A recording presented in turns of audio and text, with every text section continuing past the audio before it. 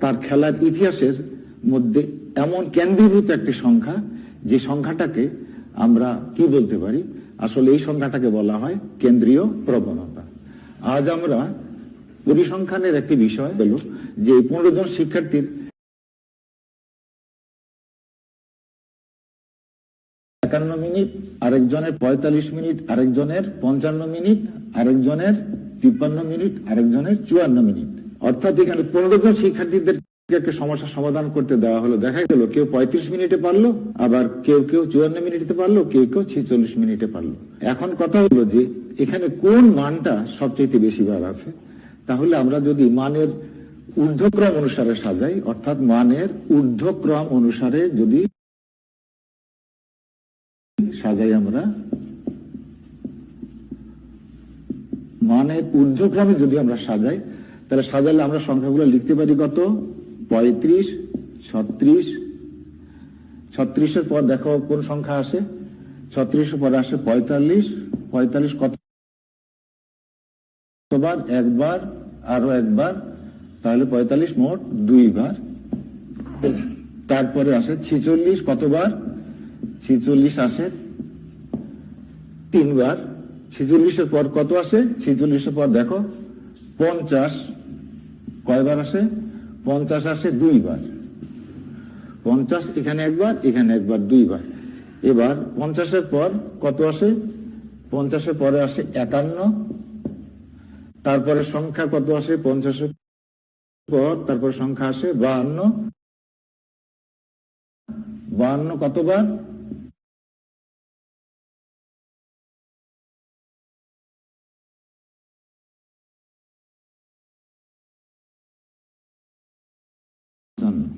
এখানে দেখা যায় যে কোন জাতীয় মানটা, অর্থাৎ কোন সংখ্যাটা বেশি বার আছে এবং ওই সংখ্যাটা কোথায় অবস্থিত।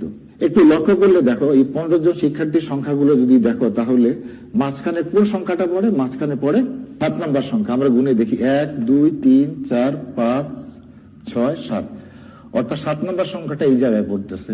আবার একই সাথে দেখো যে 7 নম্বর স্থানে যে সংখ্যাটি পড়ে, সেই সংখ্যাটি আবার একাধিকবার আছে। তার অর্থ যে আমাদের অধিকাংশ শিক্ষার্থী কিন্তু 46 মিনিটে এই সমস্যাটির সমাধান করতে সমর্থ হয়। তার অর্থ আমরা বলতে পারি যে এই জাতীয় কোনো সমস্যা 46 মিনিট সময় দিলে অধিকাংশ শিক্ষার্থী এই সমস্যাটির সমাধান করতে পারবে।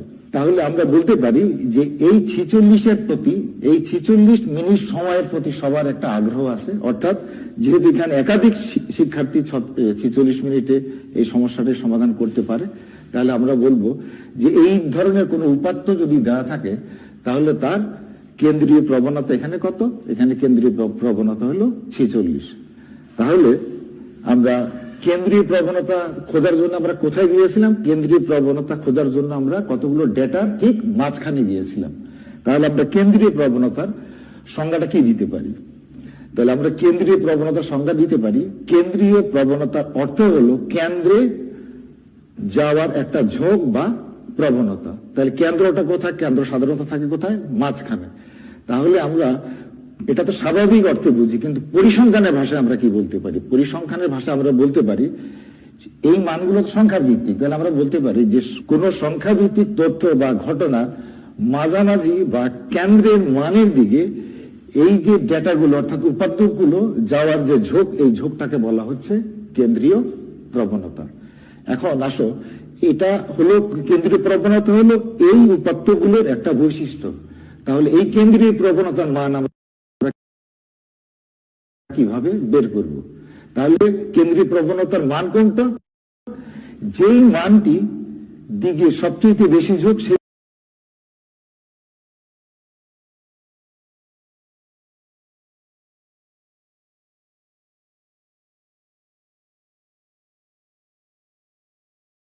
46কে আমরা কেন্দ্রীয়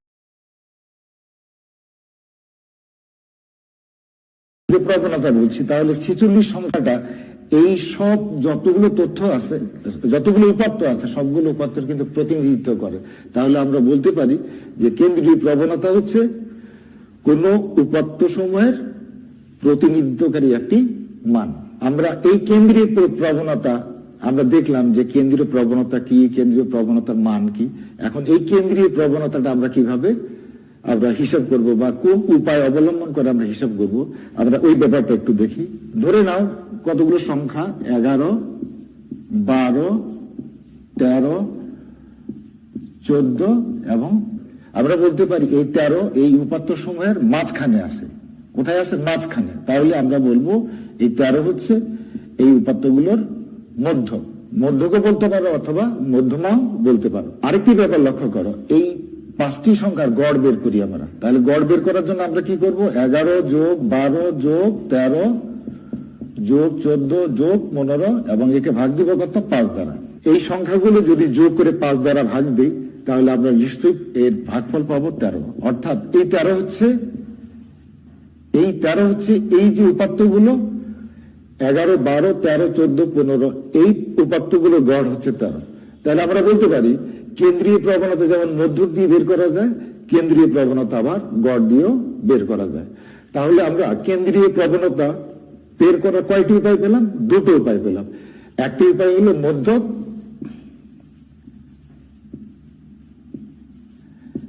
আরেকটি উপায় হলো গড়। এবার আমরা খুঁজে দেখি আর অন্য কোনো উপায় আছে কিনা, অর্থাৎ গড় এবং মধ্য ছাড়া অন্য কোনো উপায় কেন্দ্রীয় প্রবণতা পরিমাপ করা যায় কিনা। আমরা সেই আবার প্রথম উদাহরণে চলে যাব। প্রথম উদাহরণটা ছিল কি? 15 জন শিক্ষার্থীর একটা কাজ, অর্থাৎ একটা সমস্যা সমাধান করার সময়ের কিছু উপাত্ত। সেই উপাত্তগুলো কি ছিল? আমরা মানের ক্রমানুসারে সাজিয়ে আমরা দেখেছিলাম 35, 36, 45 দুইবার ছিল, তারপরে ছিল 46 ছিল তিনবার, 46-এর পরে 50। এখানে অর্থাৎ প্রথম উদাহরণে আমরা দেখেছিলাম কেন্দ্রীয় প্রবণতার মান কত? 46। তাহলে এই যে 46 এরা কারা? এদেরকে আমরা এই উপাত্তের মধ্যে এই 46 কয়বার আছে? 3বার। 50 কয়বার? 2বার। 45 কয়বার? 2বার। তাহলে দেখা যায় সবচেয়ে বেশিবার অর্থাৎ একাধিকবার সবচেয়ে বেশিবার কি আছে? সবচেয়ে বেশিবার আছে 46। এখন এই 46 যদি কেন্দ্রীয় প্রবণতা হয় তাহলে ঠিক আছে, এটা কেন্দ্রীয় প্রবণতা, কিন্তু এই উপাত্তের সাথে তুলনা করলে এই উপাত্তগুলোকে আমরা কি বলতে পারি? এই 46 কয়বার? 3বার। অর্থাৎ আমরা বলতে পারি এটি প্রচুর পরিমাণে আছে।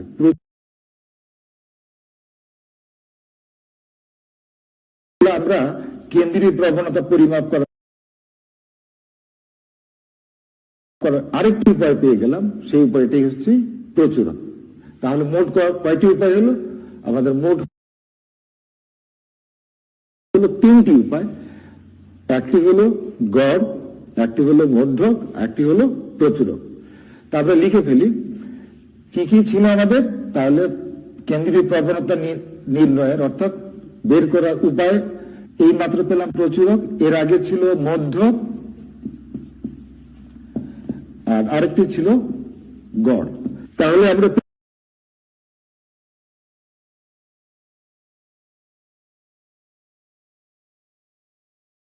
পেয়ে গেলাম কেন্দ্রীয় প্রবণতা পরিমাপ করার 3টি উপায় আছে। একটি হলো গড়, একটি মধ্যক,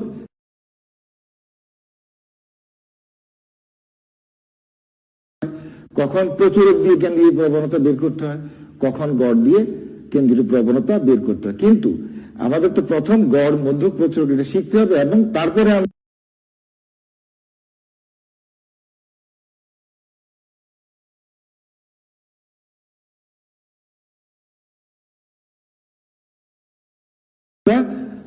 আমরা বুঝবো, অর্থাৎ আমরা এই উপাত্তগুলো যেটাকে আমরা ইংলিশে বলি ডেটা, এই অনেক কথা বললাম, সব কথা কি আমাদের মনে আছে? তাহলে আমরা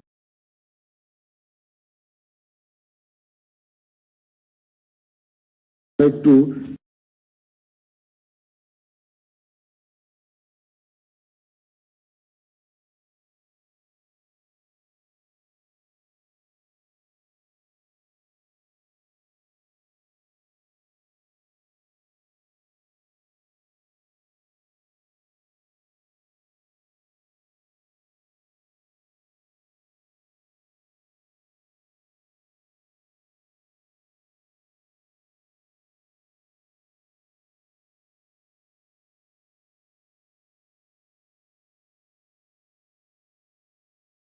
মধ্যক বের করলেই হয়, নাকি প্রচুরক বের করলেই হয়, নাকি গড় বের করলেই হয়? তাহলে আবার সেই 15 জনের যে কাজ কর্ম সম্পাদন, অর্থাৎ একটা সমস্যা সমাধানের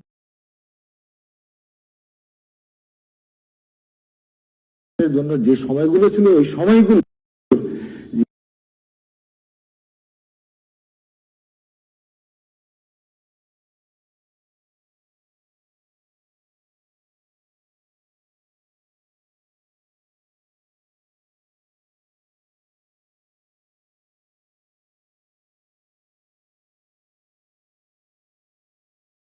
শ্রেণীতে ভাগ করি। প্রথম শ্রেণীতে নিলাম আমরা 35 থেকে 40, পরের শ্রেণীটা ধরলাম 41 থেকে 46, পরের শ্রেণীটা 47 থেকে কত নিতে পারি আমরা, 47 থেকে 52,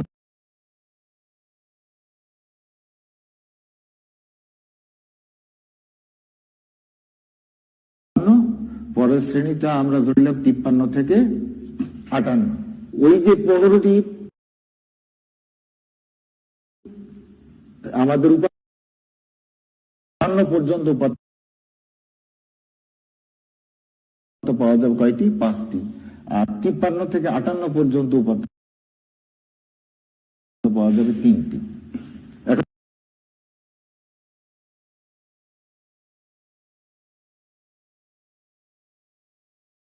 এখন একটু চিন্তা করে দেখো যে এই শ্রেণীর মধ্যে যে উপাত্তগুলোর শ্রেণী আছে, অর্থাৎ এই সারণীর মধ্যে যে শ্রেণীগুলো আছে, শ্রেণীগুলো দেখে এবার চিন্তা করে বলো যে আমরা কিভাবে এখান থেকে কেন্দ্রীয় প্রবণতা বের করব। তোমরা বলবে যে কেন্দ্রীয় প্রবণতা হলো মাঝখানে, তাহলে মাঝখানে বলতে কোনটা? এই দুই জায়গায়। তাহলে এই দুই জায়গায় বললে তার হবে না, হয় বলতে হবে, অর্থাৎ যদি প্রচুরকের হিসাব করো তাহলে এই দুইটা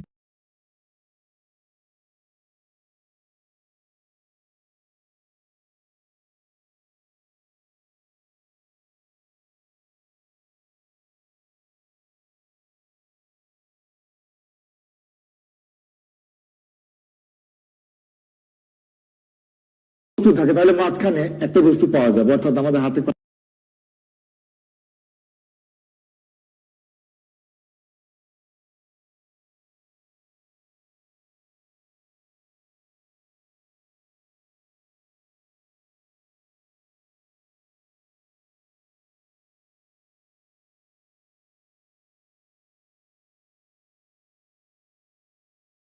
আমরা এটা বলতে পারি যে কেন্দ্রীয় প্রবণতা এই শ্রেণীতেও থাকতে পারে, এই শ্রেণীতেও থাকতে পারে।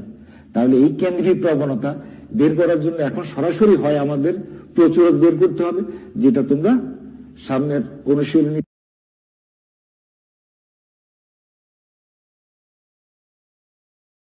প্রচুরকটা করবে, অথবা গড় বের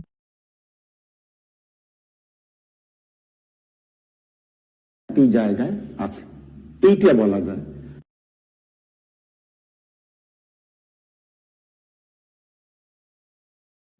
আচ্ছা, এইবার যদি আমরা এটাকে একটু চেঞ্জ করে দিই, চেঞ্জ করে ব্যাপারটা এইরকম, যদি আমরা এই শ্রেণীতে অর্থাৎ কোন একটা উপাত্তের সংখ্যা যদি পরিবর্তন হয়ে যায়, আমরা যদি এখানে লিখি 6 আর এখানে লিখি 4, অর্থাৎ 15 জন শিক্ষার্থী তাদের পরীক্ষা সমস্যা সমাধানের উপায়ের যে সময়,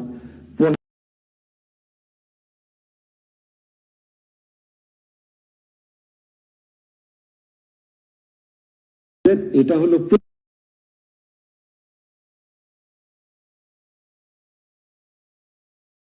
প্রচুরক শ্রেণী, অর্থাৎ এই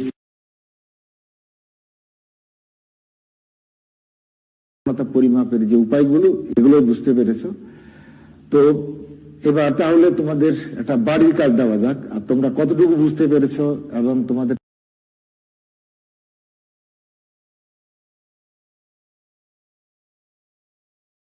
পারদর্শিতা কতটুকু সেটা নিজেই ঘরে বসে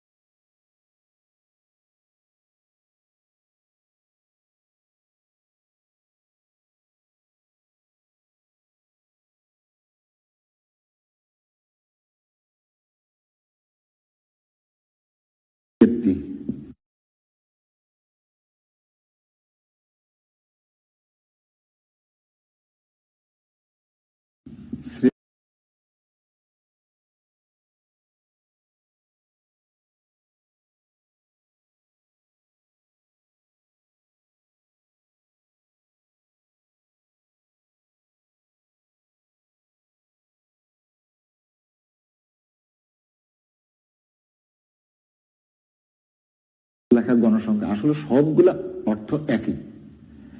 এই গণসংখ্যা লেখা মানে হচ্ছে কতগুলো উপাত্ত আছে তাদের সংখ্যা লেখা, আর শিক্ষার্থীর সংখ্যা সেটাও সংখ্যা, আর শ্রেণী ব্যক্তি যেহেতু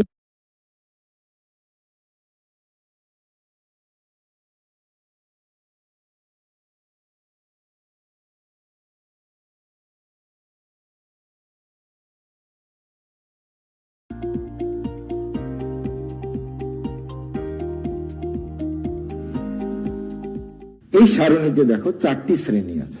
কয়টি? 1, 2, 3, 4। এই 4টি শ্রেণীর মধ্যে কোন শ্রেণীতে কেন্দ্রীয় প্রবণতা আছে, অর্থাৎ কোন শ্রেণীতে গড় থাকতে পারে, কোন শ্রেণীতে মধ্যক থাকতে পারে, কোন শ্রেণীতে প্রচুরক থাকতে পারে, এগুলি তো কেন্দ্রীয় প্রবণতা। সেটা তুমি নির্ণয় করবে, এবং সেটা নির্ণয় করলে চলবে না, ব্যাখ্যা দিতে হবে কেন এই কেন্দ্রীয় প্রবণতা এই ঘরে আছে, এই শ্রেণীতে আছে, অথবা এই শ্রেণীতে, অথবা এই শ্রেণীতে, অথবা এই শ্রেণীতে। যেই শ্রেণীতে কেন্দ্রীয় প্রবণতা থাকবে তার পক্ষে লিখতে হবে যে আমাদের কেন্দ্রীয় প্রবণতা এই কারণে এই শ্রেণীতে অবস্থিত। আশা করি বাড়ির কাজটা সবাই লিখে রেখেছো। তো আমার মনে হয় যে ক্লাসটা সবাই উপভোগ করতে পেরেছো। আশা করি যে তোমাদের এই ক্লাসটা ভালো লেগেছে, এবং এই যে সমস্যাটা, এই সমস্যাটা সমাধান তোমরা করতে পারবে। এখন মনে করো এই সমস্যাটা যদি সমাধান করতে গিয়ে কোনো যদি না পারো, তাহলে বুঝতে হবে যে তোমার কাছে ব্যাপারটা ক্লিয়ার না। এখন কি করবে তুমি? এখন তোমাদের এই জন্য একটা সুযোগ আছে। সুযোগটা হলো যে আমাদের না, এটা তোমাদের কিশোর বাতায়ন নামে একটা প্ল্যাটফর্ম আছে। সেই প্ল্যাটফর্মে এই যে ক্লাসগুলো নিচ্ছি আমরা, এই ক্লাসের ভিডিওগুলো সেখানে দেয়া থাকবে। সেখান থেকে তুমি আবার দেখতে পারো। আবার দেখলে নিশ্চয়ই তোমার যেখানে যেখানে তোমার অসুবিধা ছিল সেই জায়গাগুলো ক্লিয়ার হয়ে যাবে। যদি তাও ক্লিয়ার না হয়, বা তোমাদের অতিরিক্ত কোনো প্রশ্ন থাকে, তাহলে সেখানে প্রশ্ন করার সুযোগ আছে, সেখানে প্রশ্ন করবে। আর প্রশ্ন করলে আমি এবং আমার মতো বেশ কয়েকজন গণিত শিক্ষক বাতায়নে আমরা থাকি, এবং শিক্ষক বাতায়ন তোমাদের প্রশ্ন উত্তরগুলো দেওয়ার চেষ্টা করব। তোমরা শুধু প্রশ্নগুলো লিখেই কিশোর বাতায়ন থেকে সরে আসলে হবে না, কিশোর বাতায়নে আবার গিয়ে দেখতে হবে যে তোমাদের সেই প্রশ্নের উত্তরগুলো সেখানে লেখা হয়েছে কিনা। শুধু তুমি না, তোমাদের মতো অনেকেরই অনেক রকম প্রশ্ন থাকে। আবার নিজের প্রশ্নের সাথে অনেকের প্রশ্ন দেখলে কিন্তু আমাদের প্রশ্ন করার ইচ্ছা এবং আমাদের জ্ঞানের প্রসার কিন্তু অনেক বেড়ে যায়। তো আশা করি তোমরা কিশোর বাতায়নে এই বারবার এই ভিডিওটা দেখবে। এই ভিডিও কেন, যে কোনো বিষয়ের ভিডিওগুলো দেখবে, তোমাদের অসুবিধার কথা সেখানে লিখবে।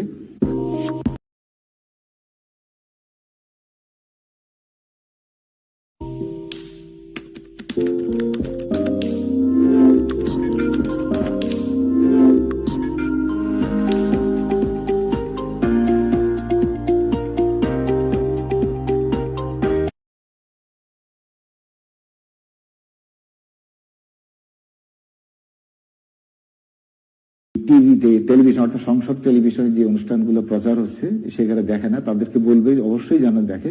কারণ এই ঘরে বসে যদি অবসর সময়টা তোমরা কাজে না লাগাও, তাহলে